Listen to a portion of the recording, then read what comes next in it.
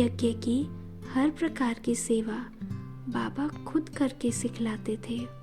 बाबा को देखकर हम भी चाहे कर्मणा चाहे वाचा छोटी बड़ी सेवा बड़े प्यार से करते थे। मेरा सदा लक्ष्य रहता था कि मुझे इस बेहद के अविनाशी रुद्र गीता ज्ञान यज्ञ में संपूर्ण रूप से स्वाहा होना है।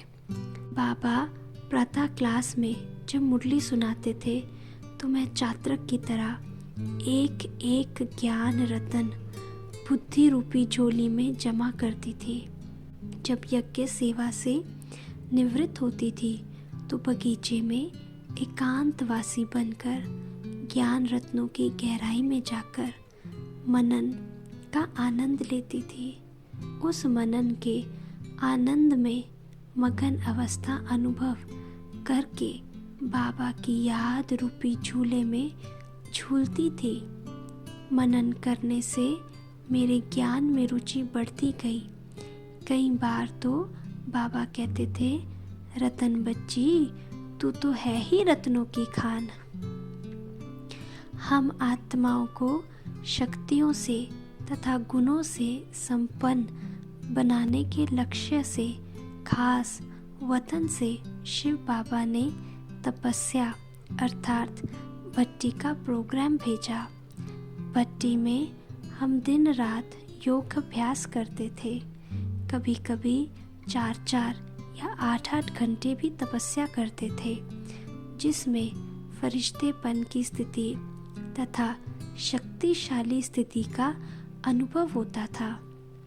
मैं वो ही शक्ति हूँ जिसकी मंदिरों में पूजा होती है, ऐसा स्वयं को अनुभव होता था। बाबा हमें भविष्य में आने वाली घटनाएं सुनाते थे कि कैसे विनाश होगा, कैसे भयानक परिस्थितियां पेपर के रूप में सामने आएंगी और कैसे उस समय आपको शक्तिशाली अचल अडोल स्थिति रखनी होगी।